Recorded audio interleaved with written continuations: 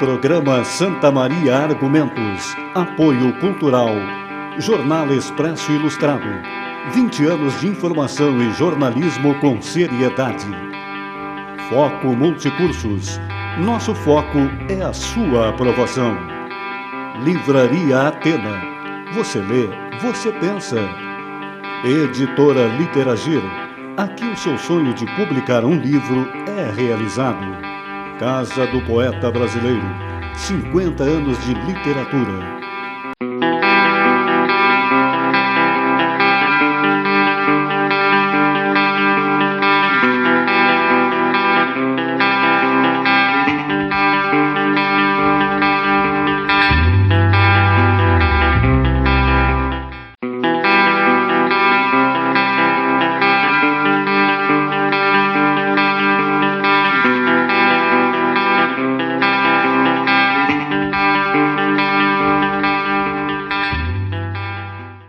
Olá, estamos iniciando mais um programa Argumentos. Hoje vamos debater mais uma vez o assunto da redução da maioridade penal. Estão comigo Leonardo Sagrilo Santiago, advogado criminalista, professor também, meu grande amigo. Andrei Melo, defensor público aqui de Santa Maria, atuante nas varas criminais, atualmente na 3ª Vara Criminal da comarca e substituindo na 1ª Vara, que é a Vara do Júri.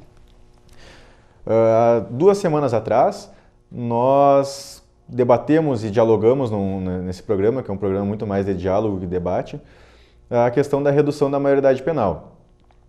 E acredito que foi um consenso entre todos que estavam presentes o sentimento de insegurança que há hoje na população em relação a andar na rua, e não é uma questão que se restringe ao menor infrator ou a quem é maior de idade, mas sim um sentimento de insegurança. Eu gostaria de iniciar, então, a nossa conversa hoje, questionando vocês qual o posicionamento, assim, bem aberto e franco já de início para o nosso telespectador, sobre a questão da redução da maioridade penal. Vocês são favoráveis ou não? Vocês acreditam que a redução da maioridade penal vai ao encontro desse sentimento da população, vai solucionar essa questão da insegurança? Vamos começar pelo Leonardo. Bom, gostaria então de agradecer primeiramente o convite, né? Dr. Rafael, um grande amigo aí, e me colocar à disposição do programa sempre que julgarem necessária a minha participação. Também o meu colega Andrei, um advogado que a Defensoria Pública presenteou Santa Maria com a chegada do Andrei aqui, e é uma pessoa que tem ideias de alguém que conhece o cotidiano, de alguém que conhece o dia a dia criminal e com certeza vai nos ajudar com esse debate. Bom, primeiramente, Rafael, quero deixar claro que eu sou totalmente contra, né, a redução da maioridade penal, partindo primeiramente de uma análise de alguém que trabalha nesse meio, e eu acho que o Andrei também tem essa autoridade para falar disso, que a gente sabe que, hoje em dia, tratar alguém com o direito penal, tratar um problema com o direito penal não resolve. O direito penal, a gente tem uma frase maravilhosa que diz que a gente não precisa de um direito penal melhor, a gente precisa de algo melhor do que o direito penal, né?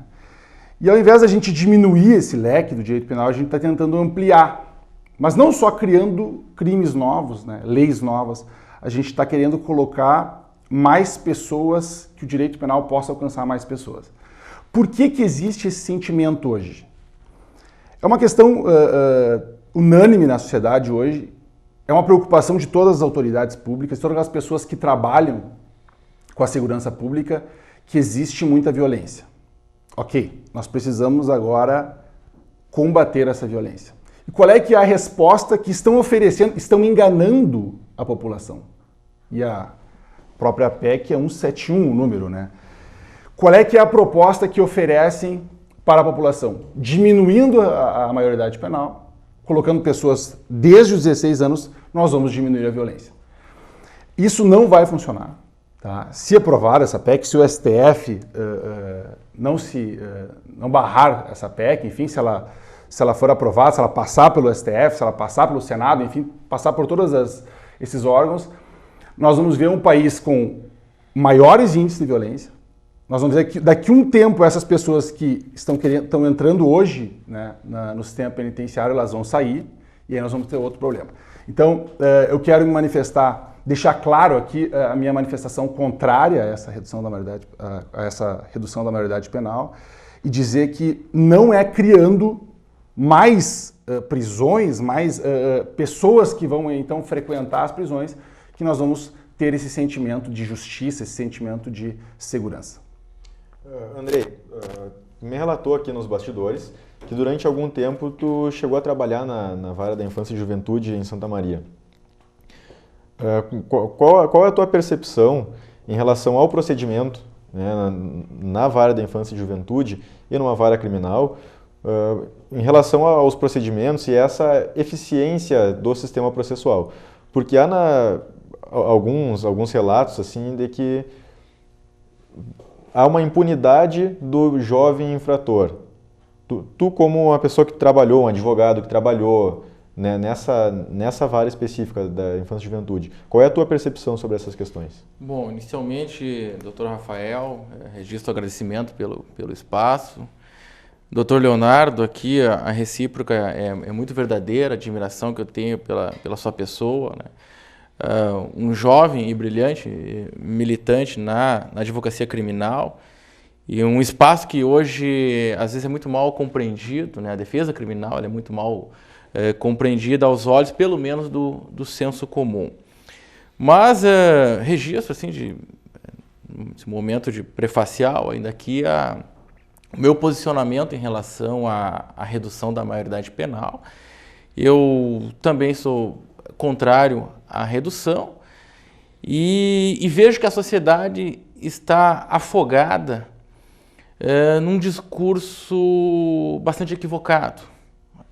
Eu acompanhei as duas votações, tanto a que rejeitou quanto a que aprovou a PEC, e lá eu vi os defensores, os deputados defensores da redução, com muita intensidade, eles utilizaram a expressão impunidade, como se no Brasil se punisse pouco, né?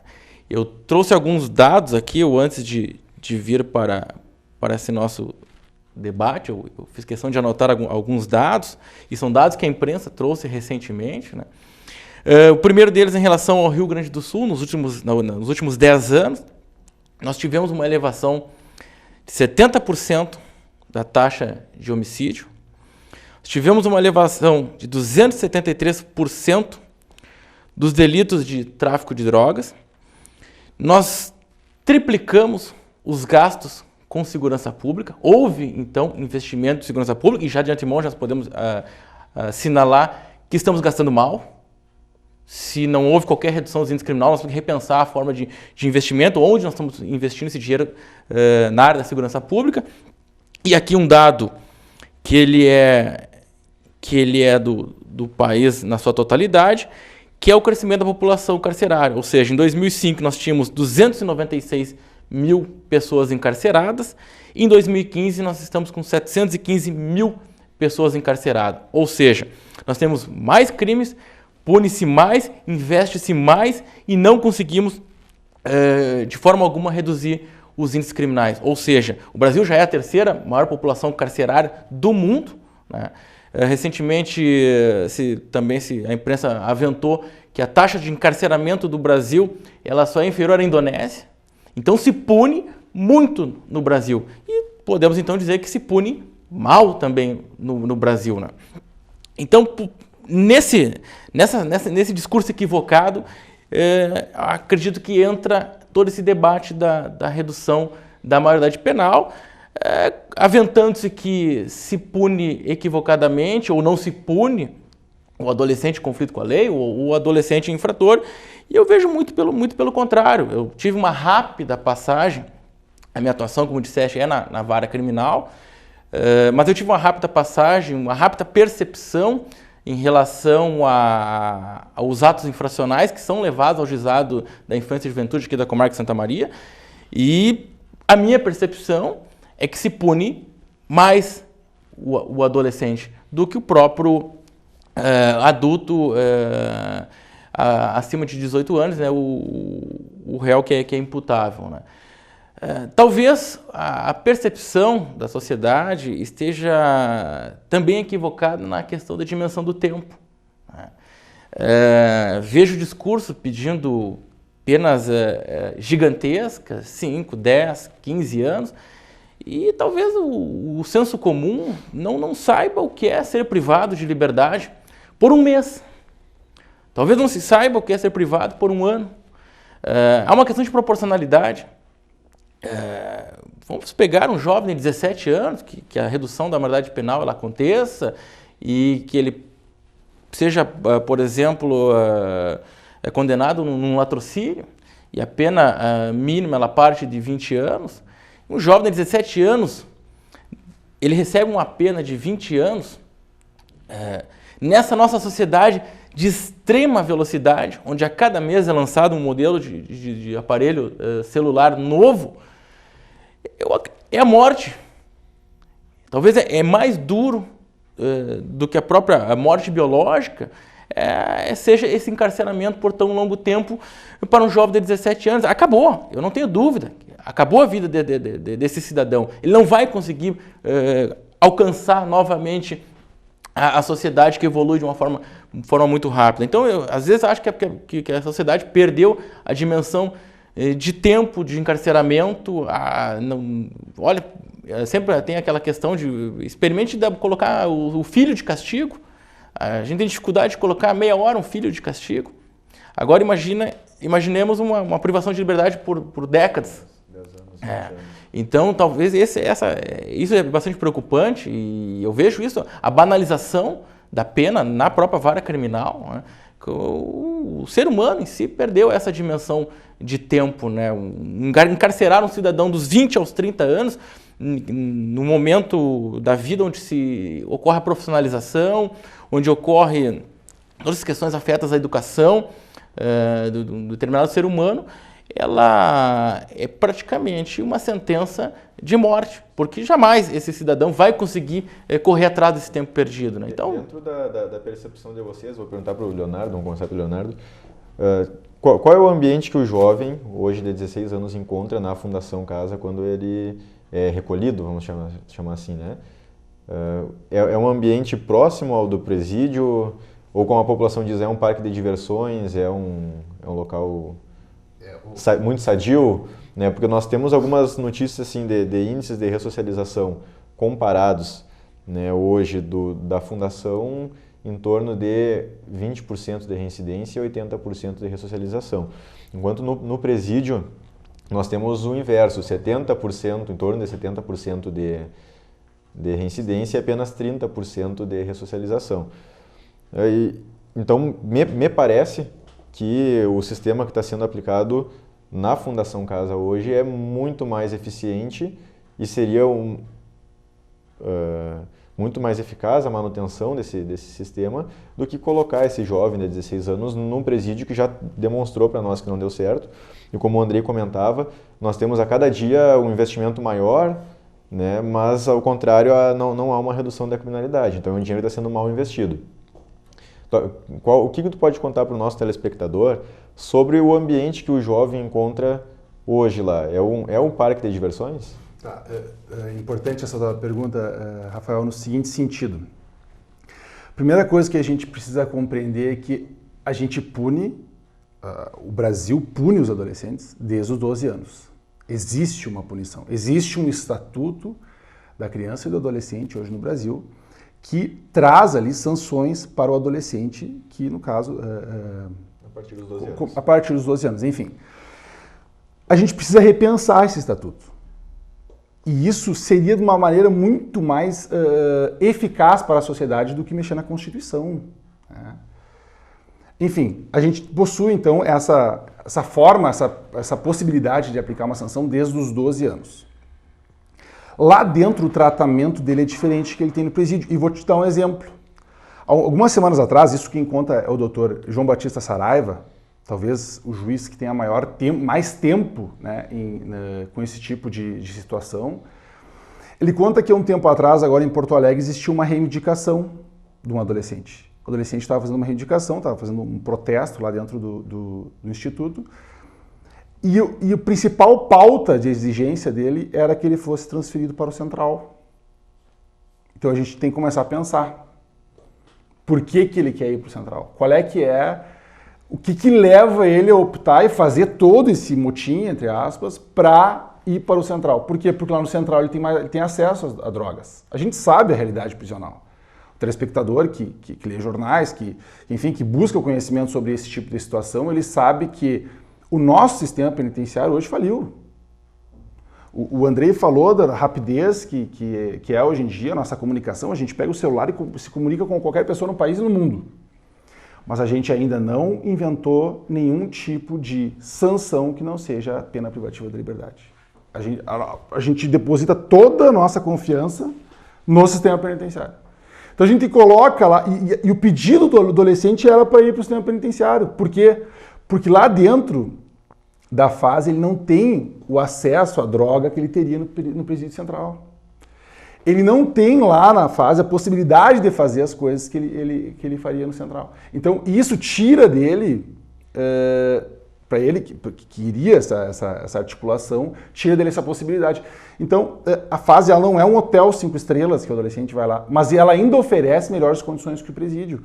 Então se a gente vai diminuir a maioridade penal, nós vamos colocar o adolescente que tem de 16 a 18 anos, juntamente com alguém que está 30 anos preso no central, vamos supor. E aí qual é que é a realidade dessa pessoa quando ela sair do presídio?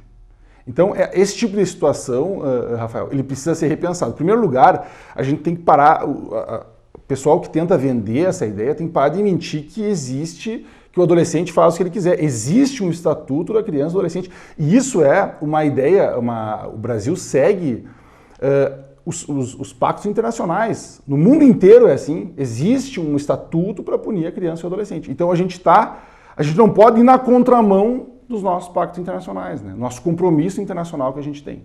Então, melhor seria a gente repensar o estatuto. Vamos repensar o estatuto, vamos repensar as formas de punir esse adolescente, porque a gente está fazendo ao contrário. A gente já viu que o sistema penitenciário não dá certo. A gente já viu que o Código Penal ele não traz medo, ele não traz segurança. O Código Penal está ali para trazer a pena para a pessoa que cometer certos delitos. Né? Porque a gente sabe que, na verdade, muitos delitos o Código Penal não alcança.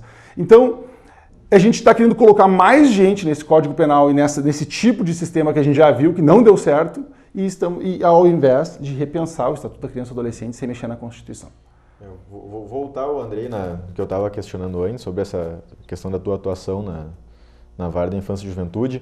E uma dúvida que eu fiquei, talvez, não sei se tu vai saber me responder e dar essa informação para o nosso telespectador. Que é a questão da quantidade de processos que tramitam na Vara da Infância e Juventude. Você tem uma ideia se é proporcional, equivalente a uma vara criminal, ou, por exemplo, a terceira vara criminal que é a que tu atua, ou se é um número bem inferior. Porque a mensagem que tu me passou de que realmente há uma punição e muitas vezes mais efetiva na Vara da Infância e Juventude do que no sistema processual comum, vamos chamar assim, me passou a mensagem seguinte: existe menos demanda na Vara da Infância e Juventude, por isso o processo anda mais rápido e há uma punição mais eficiente. Porque um dos nossos problemas no sistema processual é o tempo de tramitação de um processo. Né? Muitas vezes, quando a pessoa já é presa cautelarmente ou em flagrante e fica presa durante a instrução processual, às vezes um dos motivos para que o juiz conceda a liberdade é a demora excessiva do processo.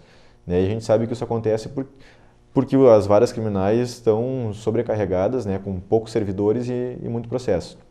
A Vara da Infância e Juventude também tem essa realidade ou não? Não, pela percepção, como eu disse, eu faço um recorte muito pequeno, atuei de forma muito breve na Vara da Infância e Juventude, mas desse recorte eu extraio a seguinte consideração: a celeridade do processo ela é muito maior do que uma vara criminal. O próprio adolescente, quando ele está internado provisoriamente, o processo, em regra, os prazos do Estatuto da Criança e do Adolescente são respeitados. Né?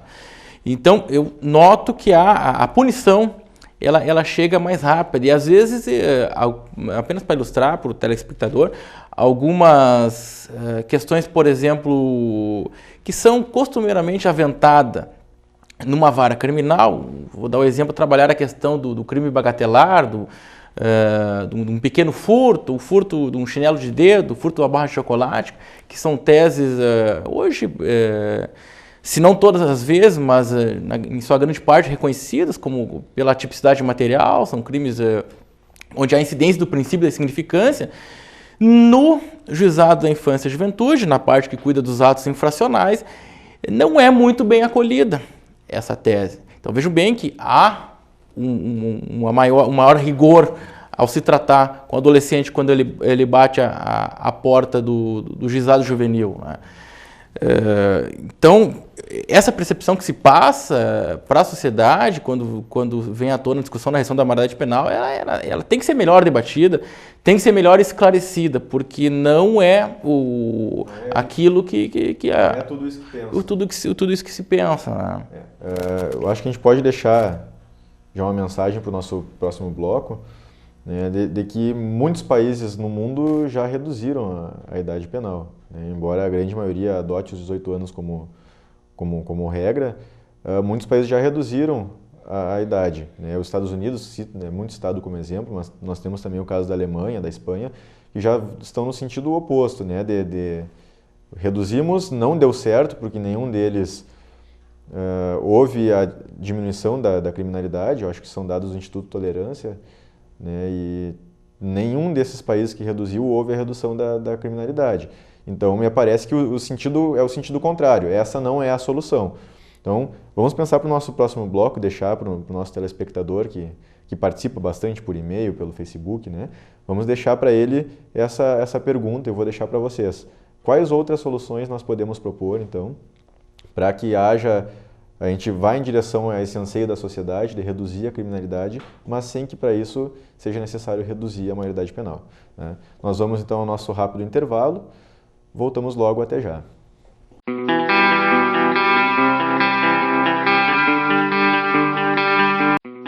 Programa Santa Maria Argumentos. Apoio Cultural. Jornal Expresso Ilustrado. 20 anos de informação e jornalismo com seriedade. Foco Multicursos. Nosso foco é a sua aprovação. Livraria Atena. Você lê, você pensa.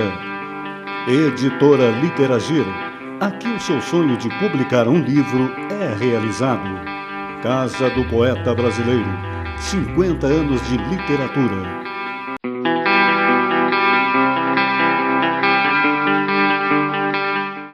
Olá, retornamos do nosso rápido intervalo. Continuo aqui com o Dr. Leonardo Santiago, advogado, criminalista, professor, né, dentre tantos adjetivos. Também está conosco aqui hoje o defensor público, também advogado, antes de defensor advogado, Andrei Melo, que atua na 3ª Vara Criminal da Comarca de Santa Maria. Antes de ir para o intervalo, eu deixei a pergunta no ar para vocês, de quais seriam as outras soluções, então, para que haja essa redução da criminalidade, que existe, de fato existe. O que nós podemos propor como solução de forma diferente da redução da maioridade penal? Começamos pelo Andrei, eu acho. Vamos inverter a... Pode ser, até aproveitando a própria temática da redução e da delinquência juvenil. A forma de se trabalhar com a delinquência juvenil ele é um pouco diferente de se trabalhar com a delinquência do adulto, né? Nós não podemos esquecer que o jovem ele é um transgressor por natureza. O jovem ele tem como conduta contrariar os estándares comportamentais. Ele contraria aquela média do senso comum, né? Ele é um transgressor naturalmente de lei. Eu trago apenas um dado e para notar como nós estamos assim, talvez um pouco atrasado no debate, né, em relação à delinquência juvenil. Na década de 50, os Estados Unidos se discutia muito a questão das gangues juvenis e lá pelas tantas uma determinada pesquisa se chegou à seguinte conclusão, talvez quase 2.000 entrevistados jovens, né, eles relataram que quando adolescentes, 90% deles violaram de alguma forma uma norma penal. Porém, nem todos caíram nas malhas dos órgãos de controle social. E muitos deles, de incendiaram, passaram a desempenhar o papel de bombeiro, né? Então também nós temos que aprender a reconhecer, né, que há um pequeno hiato nessas questões do adulto legislando para o público juvenil. Será que essa legislação está compreendendo realmente? Nós estamos fazendo esse debate no âmbito da sociologia, no âmbito da criminologia, né? Será que essa legislação realmente está levando em conta o momento, né, do jovem? O momento de vida desse jovem, né? Porque a partir do momento que esse jovem ele recebe essa intervenção policial, ele é rotulado. Já é estigmatizado. Ele é estigmatizado. E a partir de então, ele começa a desempenhar um papel na sociedade. E o papel é o do adolescente infrator e, mais adiante, o papel do criminoso.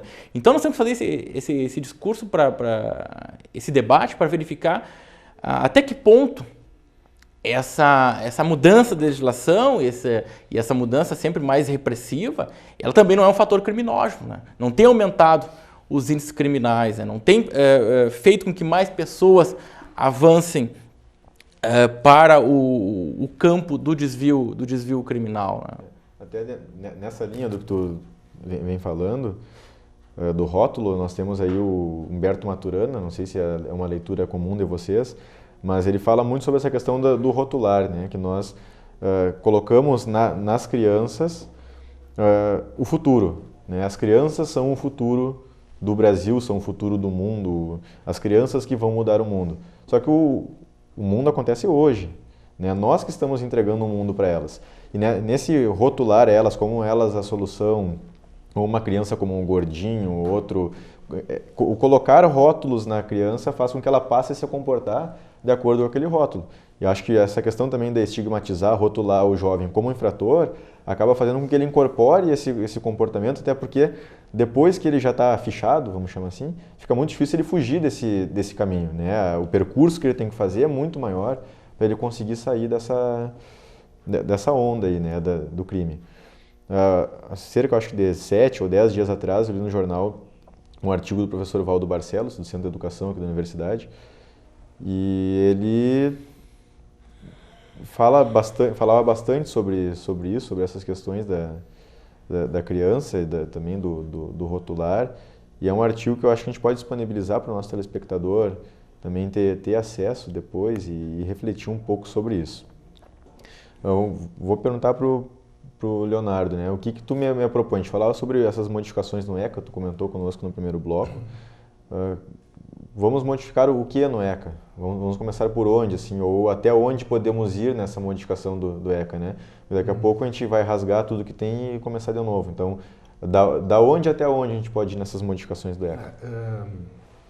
Em primeiro lugar, Rafael, eu gostaria de deixar claro que a solução para o aumento da criminalidade, para o aumento da violência, ele passa pelo investimento em políticas sociais, em educação. Isso eu acho que mas é um pensamento a longo prazo, né? A gente vive uma era das coisas rápidas, né? A gente tem no celular a rapidez, nas próprias tecnologias de informação a gente quer respostas rápidas, né?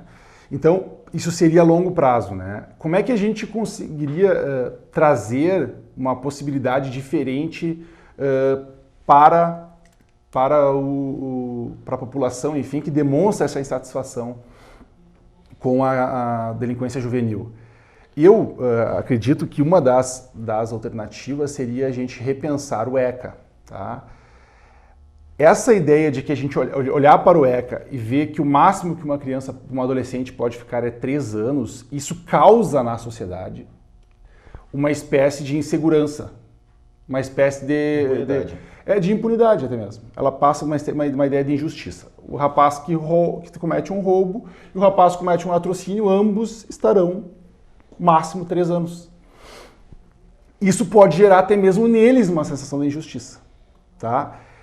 Para fins desse tipo de resposta para a sociedade, para fins desse tipo de análise, né, para que a gente possa evitar que a gente mexa na Constituição, para que algo muito pior possa acontecer mexendo na Constituição, eu acredito que a gente poderia repensar o tempo máximo de internação de 3 anos.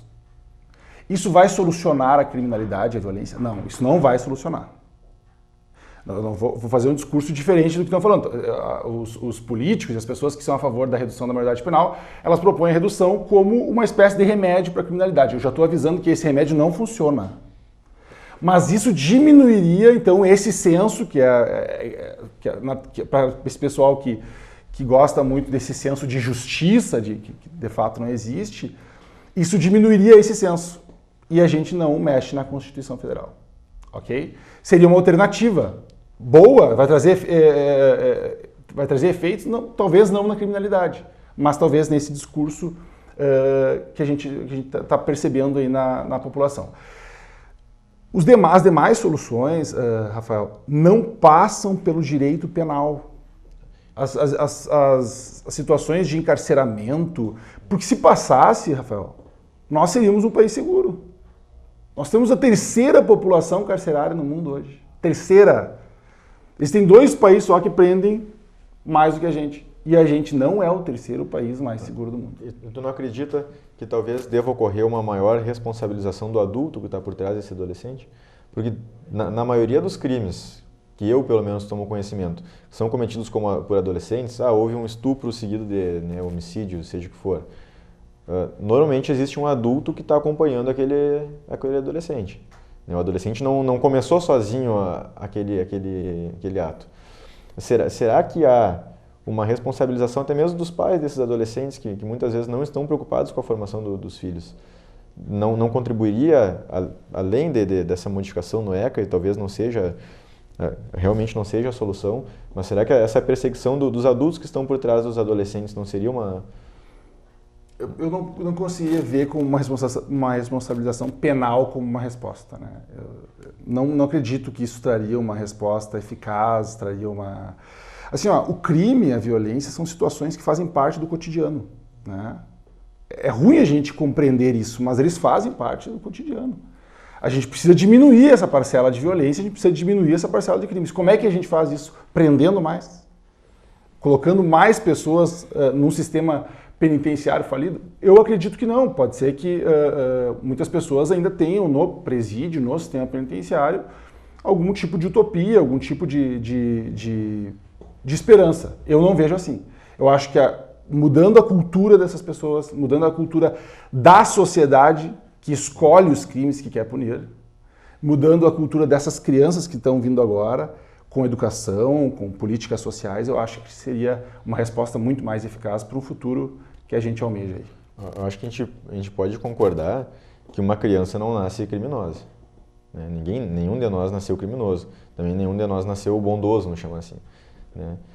Tudo que a gente aprende com as pessoas com quem a gente convive. A gente pode pegar um exemplo que não tem muito a ver com isso, mas uma criança com 1, 2, 3 anos de idade, ela já começa a encenar em casa alguma coisa para os pais e faz algum tipo de graça. A partir do momento que ela começa a conviver com outras pessoas, ela vai ficando inibida e chegar a um ponto 10, 15 anos de idade, eu pedir para aquele jovem, aquela criança ou adolescente, encenar alguma peça, ler um texto em público, ela vai ficar envergonhada porque a sociedade agiu nela. Então, eu acho que realmente, e nós somos a sociedade, né?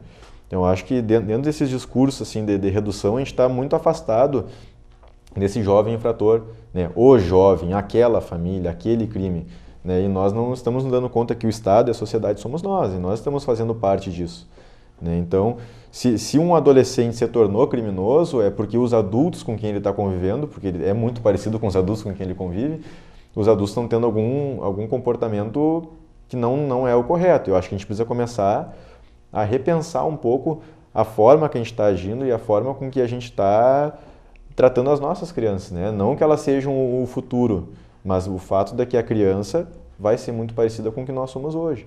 Então, se a criança de amanhã não for um bom adulto, é porque os adultos com quem ela conviveu falharam, né? Não eram pessoas tão boas assim.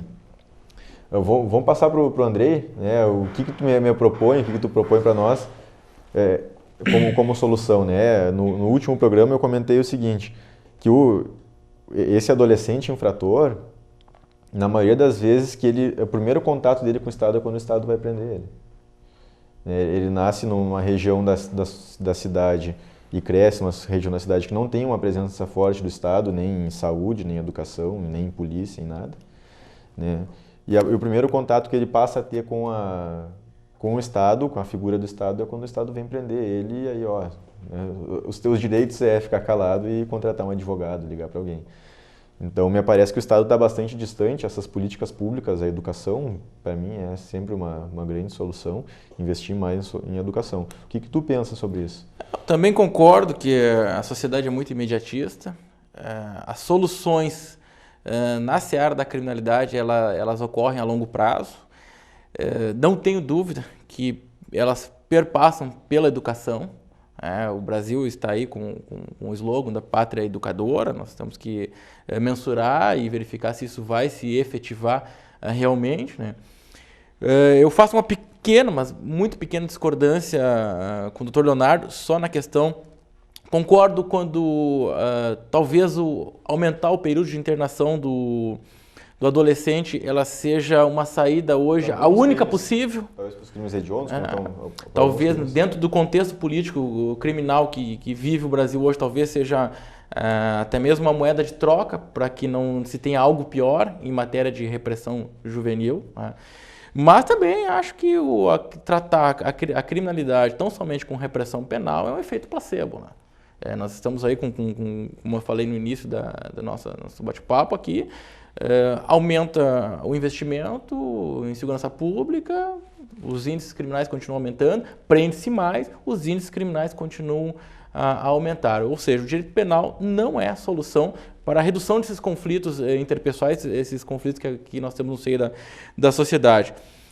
Um outro ponto também que a sociedade não se dá conta é a questão do custo, né? Do custo, nós vivemos quando atuo no tribunal do júri, eu sempre chamo a atenção. Olha, o encarceramento desse caso aqui, ele custa X. E para que você tenha uma ideia, hoje o custo mensal de um apenado ele está na casa de R$2.500 a R$3.000, né? Por mês. Agora, a custo da vaga, a construção de uma vaga prisional, ela está na casa de R$40 a R$50.000. E quem paga essa conta, essa fatura, somos todos nós, cidadãos, né? Então, o custo penal ele é muito alto também do ponto de vista econômico, né?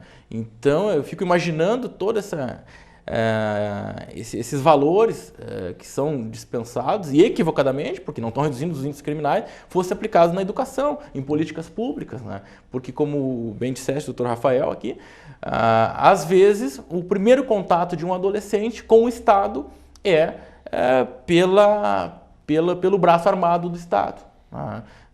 Tem um pequeno exemplo que eu já li em alguma obra, né, rapidamente aqui, que é para se punir alguém, né, tem que se ter a questão da culpabilidade, e lá tem um dos requisitos é a potencial consciência da ilicitude, ou, para alguns, a consciência da ilicitude, né? E aí nos perguntamos, a consciência de que aquele ato está errado, né?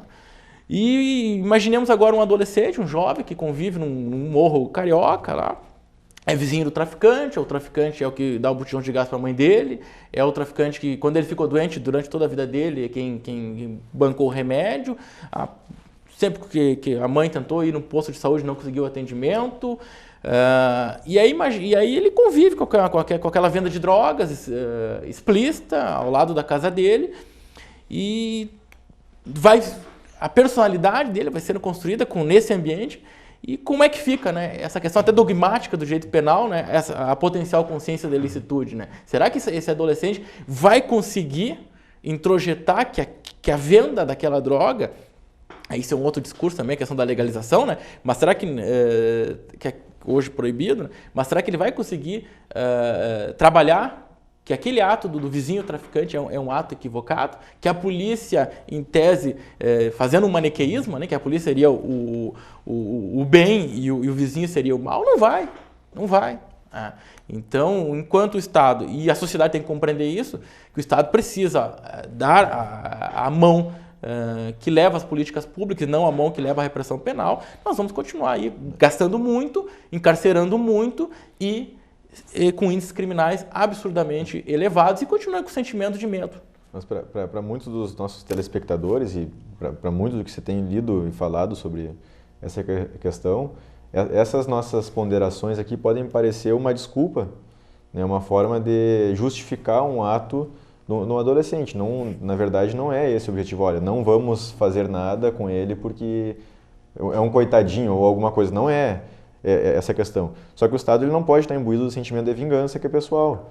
Não é porque o meu carro foi furtado, porque algum parente próximo, algum ente querido meu foi assaltado, que eu tenho que me imbuir, que o Estado tem que ficar imbuído desse meu sentimento de vingança. Porque eu, enquanto pessoa, posso ter o sentimento que eu quiser ter em relação àquele adolescente e querer que ele seja punido, né, por uma questão extremamente sentimental, de emoção, mas o Estado tem que estar distante disso. O Estado tem que pensar quais foram as causas daquele adolescente ou do adulto agir daquela forma e como nós vamos solucionar isso. Né? A prisão me parece como uma forma de proteger a sociedade daquela pessoa que é potencialmente perigosa. Mas o adolescente ele é potencialmente criminoso porque isso é natural dele ou porque está faltando alguma coisa que o Estado deveria ter proporcionado e ainda não proporcionou. Acho que o nosso discurso pode começar a passar um pouco por aí. Né? Acho que podemos fazer as nossas considerações finais e, se quiserem deixar um recado para o nosso telespectador. Eu quero só deixar claro que essa questão de admitir que se aumente o tempo de privação da liberdade é em última ratio, né? Caso eu tenha que optar entre a Constituição e o Estatuto, então eu prefiro que mexa no Estatuto, não acredito que aumentando o tempo de privação de liberdade da criança ou do adolescente isso vai funcionar, né? Apenas com políticas públicas. Segunda situação, Rafael, que eu gostaria de deixar também nessa última fala, a gente não pode deixar vinculado esse debate a partidos políticos, tá? Não é porque tu é contra um partido ou a favor de um partido, tu é contra um tipo de ideologia ou contra, que tu deve generalizar nesse tipo de debate. Esse debate é importantíssimo. Esse debate diz respeito a crianças e adolescentes que estão em conflito com a lei e que precisam de ajuda e precisam de uma resposta do Estado, mas que tipo de resposta? Será que uma resposta do Estado penal, né, essa resposta do sistema penitenciário é a resposta correta? E isso a gente precisa pensar a nível de termos democráticos, né? Para além dessa disputa entre partidos, né? E deixar o meu alerta à sociedade, né? Alerta aos nossos telespectadores, no sentido de vamos cuidar, né? Vamos analisar esses tipos de promessas que são vendidas ao povo aí, porque não passa esse tipo de proposta para diminuir a criminalidade, não passa pelo encarceramento. Passa pela nossa cultura, passa por investimento em educação, passa por investimento em políticas sociais, que daí sim a gente poderá, num futuro, ter um país um pouco mais agradável, com menos criminalidade, que todos nós, ninguém é a favor do crime, ninguém é a favor da criminalidade, ninguém é a favor da violência. Todos nós combatemos, mas a gente precisa analisar qual é que é o melhor mecanismo para isso. Te agradeço desde já o convite e o espaço. Bom, Rafael e Dr. Leonardo, né, eu vejo que, como fala final, nós temos esse fenômeno que é o populismo penal, né, e que, infelizmente, alguns integrantes da classe política eles sabem manejar muito bem esse discurso de maior repressão penal como solução para os nossos conflitos sociais, né? Se nós formos retornarmos talvez a 2 décadas atrás, e a gente não vai lembrar de debates tão intensos sobre questões penais. Os debates, eles eram realizados no meio acadêmico, eles eram realizados com bases teóricas, com bases científicas, para se modificar um código penal, para se modificar uma legislação penal, há alguns anos atrás se fazia todo um debate com muita cientificidade. E hoje a gente verifica aí a tentativa de aprovar uma PEC, né, fazer uma mudança constitucional com ampla repercussão na questão da criminalização, às pressas.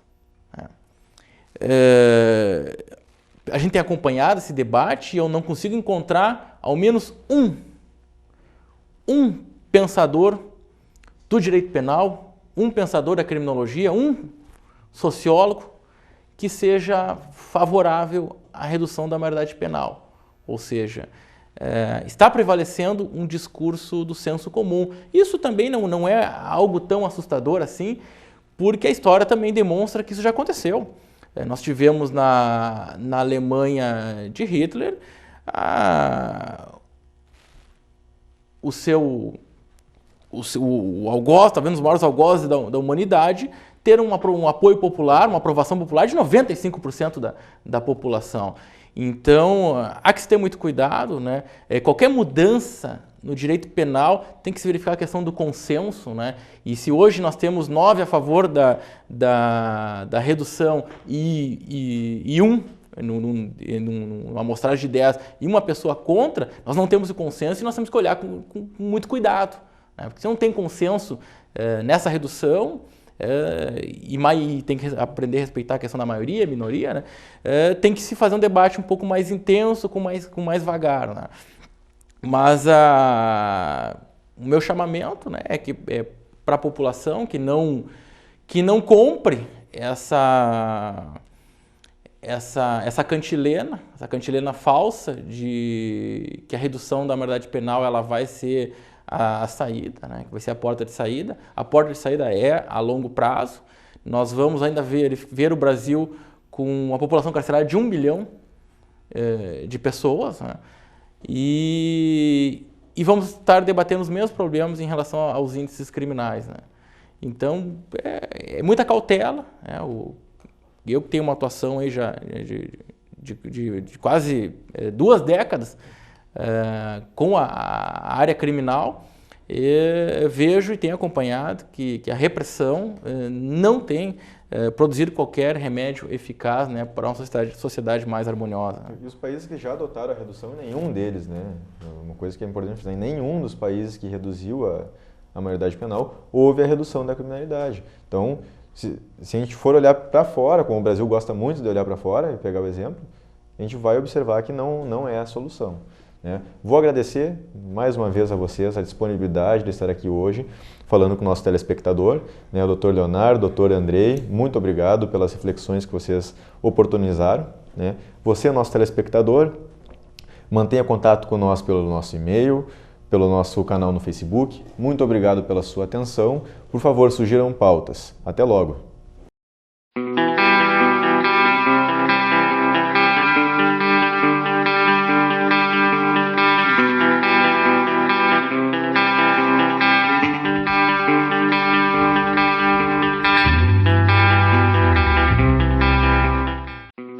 Programa Santa Maria Argumentos. Apoio Cultural. Jornal Expresso Ilustrado. 20 anos de informação e jornalismo com seriedade. Foco Multicursos. Nosso foco é a sua aprovação. Livraria Atena. Você lê, você pensa. Editora Literagir. Aqui o seu sonho de publicar um livro é realizado. Casa do Poeta Brasileiro, 50 anos de literatura.